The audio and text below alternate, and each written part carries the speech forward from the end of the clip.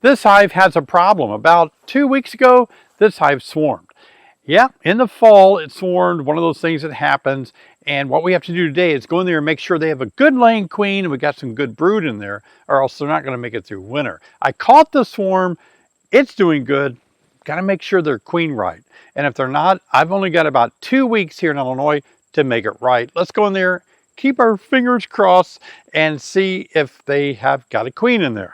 I started feeding them because a new swarm is going to need to be fed. And let's see how much they've consumed. Almost all of that. That looks pretty good.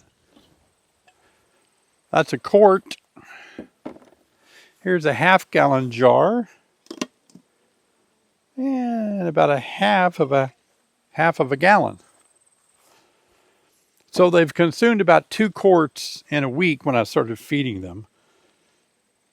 And I'm starting to feed all my hives now with my Burns feeder board. We've sold a lot of these this year. And it's really worked out well to feed the bees. It's got a screen here, holds the bees down, and you can change out your jars. Those are good. Let's get these bees smoked. And we're trusting that we can see a queen that's laying good. I don't have to find the queen. I just need to know that there's a queen in there and that we see some brood. I think we should see capped over brood. I was in here about a week after they swarmed, and I saw some open cells where the virgin queen was out, but I didn't see her. And I was thinking, well, maybe she's out on a mating flight. So now I waited 10 days. That's something I like to say a lot. You know, if you're wondering about something, wait 10 days, come back and see if things are different in 10 days. So here we are, coming back again. There's a beetle. Ooh, I got that beetle killed. All right. So what we're going to be looking for, I would be happy with eggs, larvae, or capped over pupae. It is a dearth going on right now. So we can't hold this hive open a real long time, or we'll have robber bees. Got to work a little fast. Last night it got down to 44 degrees, and that's pretty cold.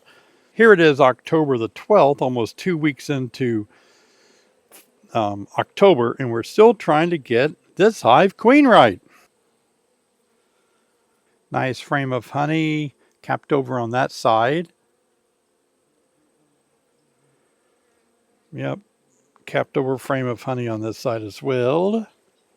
I'd like to see the queen in my top deep box so I don't have to take it off to speed up my time to have the hive opened. Now there's a couple of things that you can do this time of the year.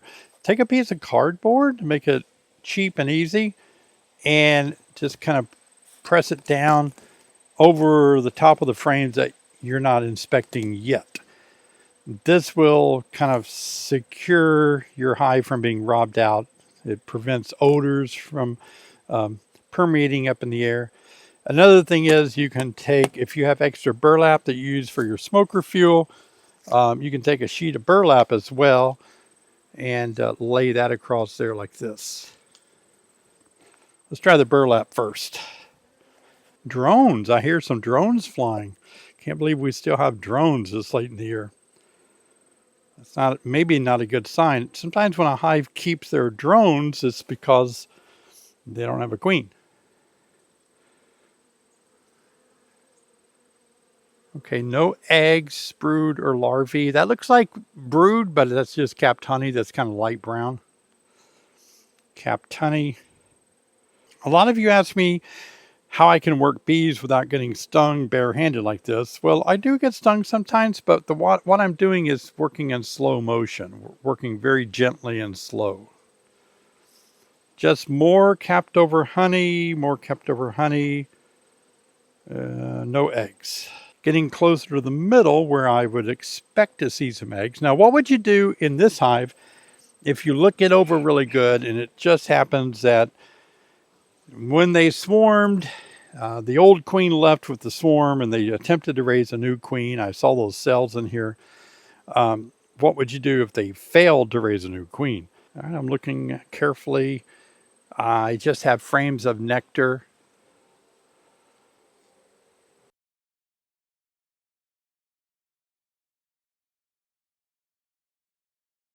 As we inspect this hive, I'm going to pop in here real quick and ask you guys to join me for my live stream every Thursday night, 7 p.m. Central Time. We have a hoot. It's fun time.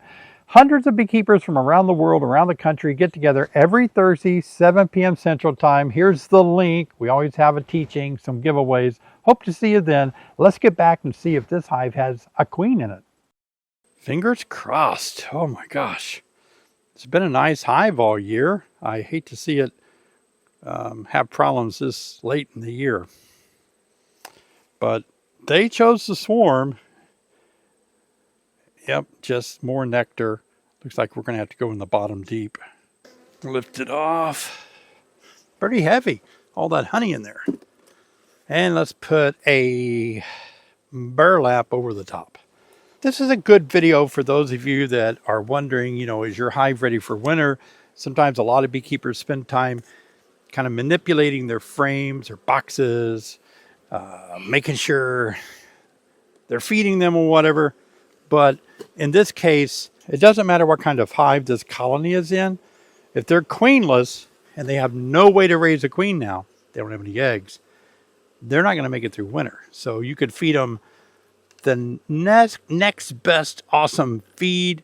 You could put them in the next best awesome type of hive that's fancy and insulated for winter.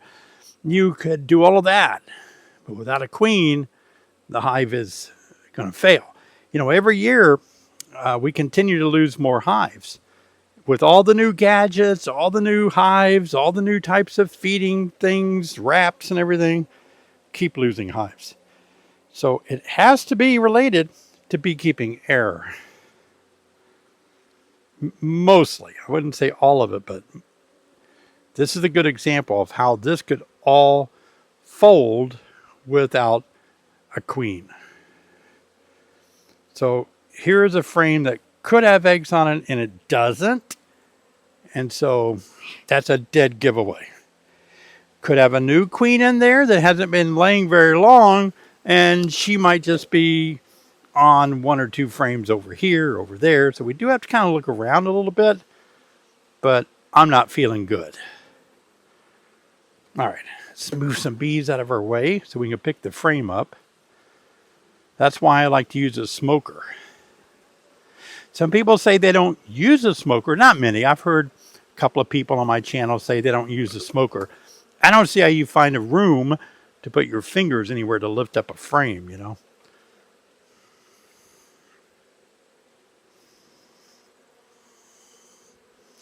And so what I would expect to see here are eggs. Any brood at all? Nothing. Okay, this hive is queenless. And the way that we can solve it is by buying a new queen and putting a mated queen in there. But it's so late in the year, it's hard to find mated queens. So I'm going to approach this like many of you might find yourself in. And what I'm going to do is, I have no choice but to put this hive that swarmed back together with the swarm. Because this part of the hive here failed to raise a queen. They had a queen, open queen cell, and they had other they had other queen cells that weren't open. They had one that was open. So I thought for sure they're going to raise a queen. So I went back a week later to look for a queen. There was nothing there. So as you can see here, now we're looking at it 14 days later, 0 eggs, 0 brood. So we have no choice but to combine it. So this is a swarm that I caught from that hive, and it's doing really good. As you can see here, they have eggs. Then we saw the blue dot queen, the original queen that swarmed out of that hive. It's all here. So what we're going to do, I'm going to be moving a lot of the hives over there that are on the north side of the building back behind me and into this berm area. And this would be the first one that we're going to do. So I'm actually going to move this swarm that I caught that's doing really good with lots of brood and a queen. I'm going to move it back there, and then I'm going to take the 2 deeps over there that are queenless but have a lot of bees and a lot of nectar. And we're going to put it right on top of here on some newspaper up right here. So this will be a way of combining it. Let's just do that then.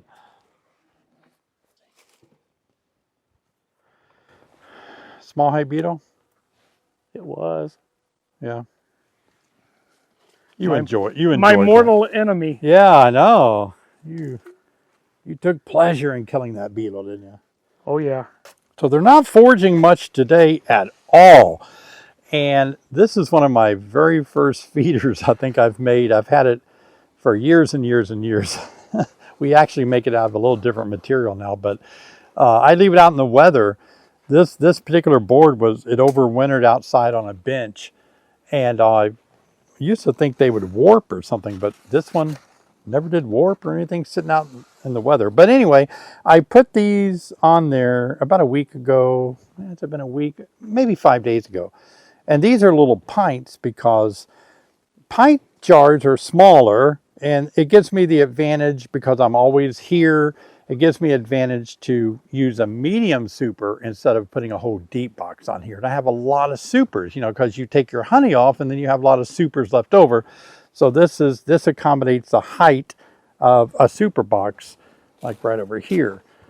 If you had a larger quart-sized jar, then you would need to put a deep box on. But you can see here, I got plenty of room for clearance on using the smaller pint jars. And since there's 2, it gives me the ability to keep feeding them well. And a lot of people say that sometimes if they just give sugar water without the additives, that it could mold or mildew. And this would prevent that because they're only out there, they should consume these pretty quickly.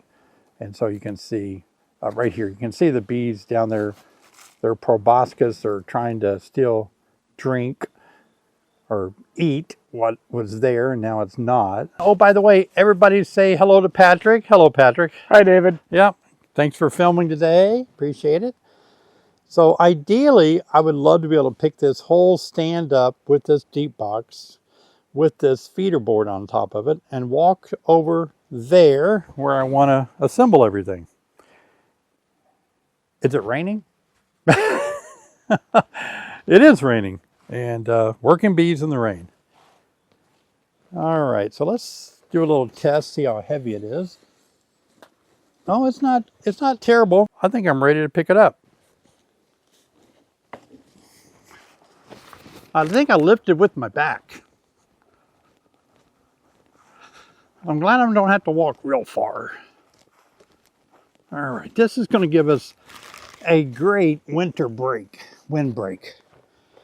See if I can find a halfway level spot. That made it worse. That's not bad.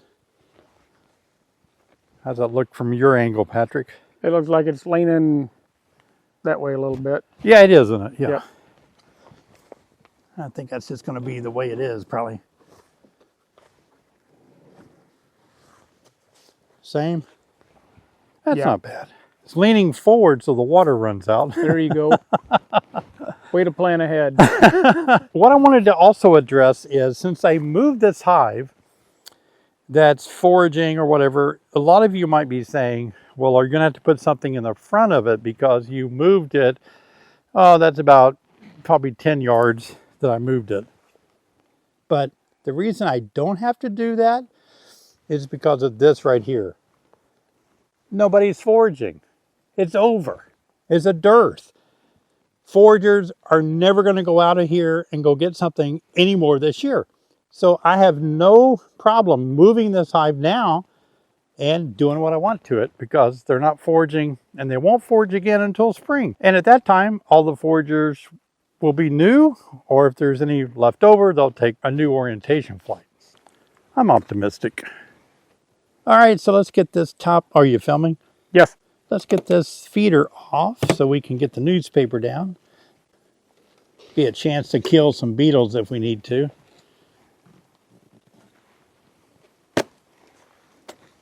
For those of you that have never seen the newspaper trick, what we do is we lay a real thin piece of newspaper above the hive that's active, meaning the one with the queen in it, because we want them to be able to go in and out as usual. All right. On a windy day, this may blow away, but not too windy today. I think it's going to stay there. Well, as soon as I say that, the wind picks up. So we'll do our little hive tool. We set our hive tool here to hold it. We can always pull that out. Oh, okay, now I've got the tough task of walking deep all the way back here. Back over here to the hive that swarmed, and fall swarms are deadly because they sometimes, in this case, they don't get another queen established. So we don't know why bees swarm in the fall like that. They should know better, but what do they know, right? They don't know winter's coming. So some of you may be facing the same thing. Be sure and check for queens. So in this case, combining this is really going to be great because I'm just putting the hive back together after they swarmed. Okay, so what we're going to do here is walk it like if you were one person like me. All right, working my hive tool in. I like this. This is my favorite hive tool because it's real thin. Oh, there was a drone. Pretty typical to see drones in a queenless hive. Always remember that, because if they don't have a queen, they kind of hate to get rid of their drones. They feel like they need them, even though the drones here won't mate with any queens here from this hive. That's pretty heavy. Okay. I'm going to set that there. That brings this hive back under control. It's a long walk to bring this box back, so let me just take a moment to encourage you to please subscribe to my channel. I appreciate you subscribing. Give me a thumbs up. Stay tuned. Watch this video all the way through on combining hive. Let's get back to work. 2 hours later, 2 miles later, David's still walking. 3 hours later, David's still walking. It probably weighs 30 pounds. I don't know, 40, 50. All right. Glad to be here, though.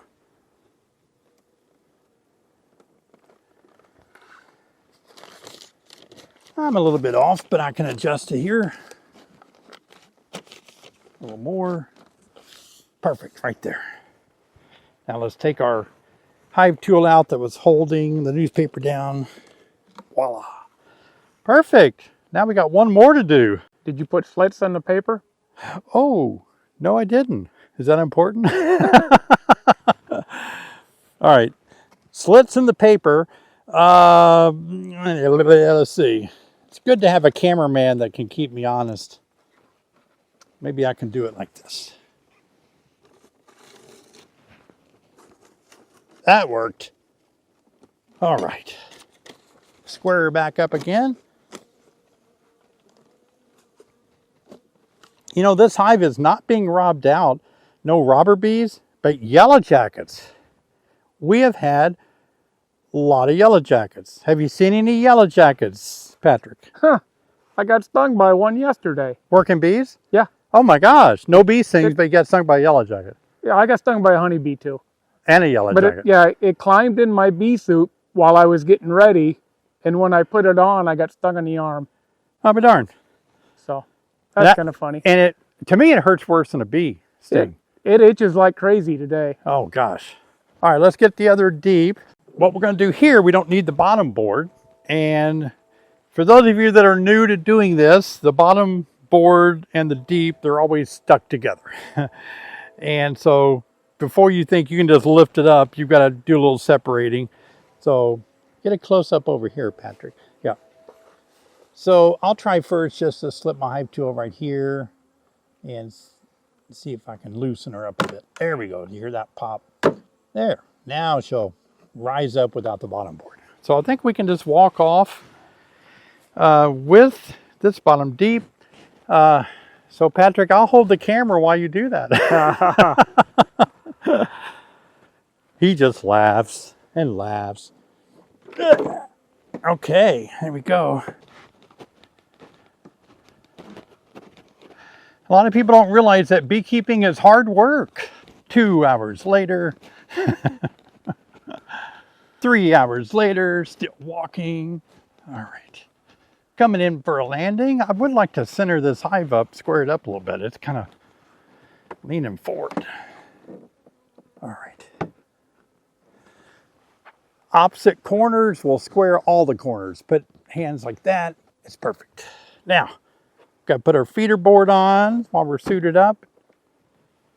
All the bees at the top there. And we'll get that ready to be fed. Watch out, little bee. There we go. Don't need to feed them right now. I'm going to wait probably until I know they're combined, and then I'll start feeding them. That's just because nothing but these two deeps here are nothing, as you can see here in this video, nothing but frame after frame after frame of nectar and honey. So plenty of food, no need to feed right now. But I made this mistake. Look at that. All these bees that need to be in the hive. So no big deal. What I do in that case, I'll just take this board back off.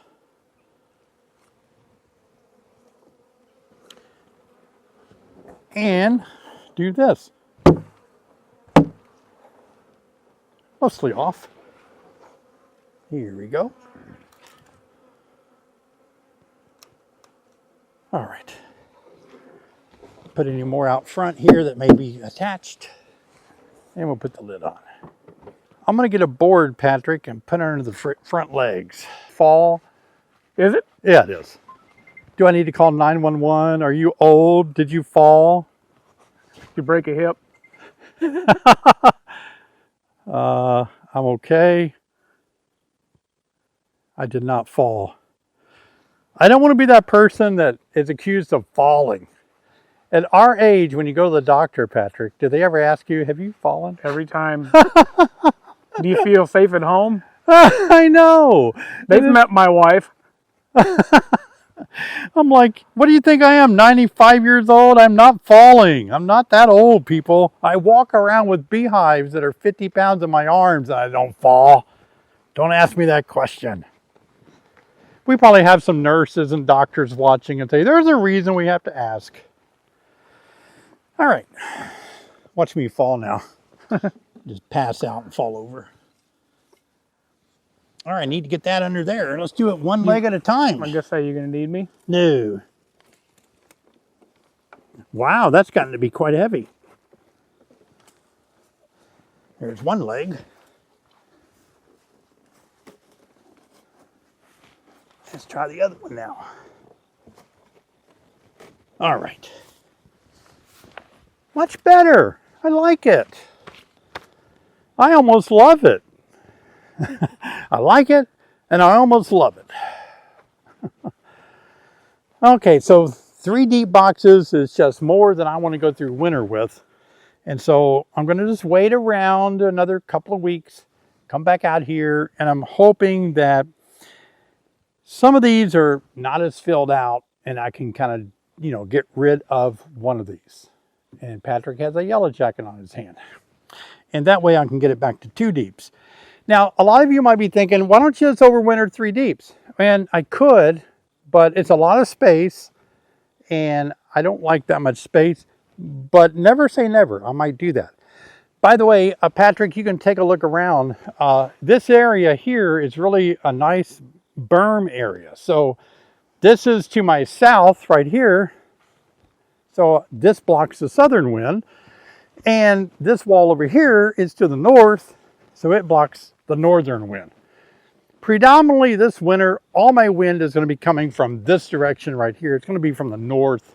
And so if I can move several of my hives in here, it will provide a wind break. And I'm going to have the southern sun. Our sun gets pretty low in the sky this direction. And so I'll still have sun. Back over there, the building is blocking my sun. Well, in the fall, you still may be wondering where to store your honey supers. Maybe you had a beautiful honey crop this year and you've extracted your honey. Can't put them back on the hive, obviously. You got to store them somewhere. There's a lot that can go wrong in storing your honey supers. So watch this video right here. I'll help you guys out. See you over there.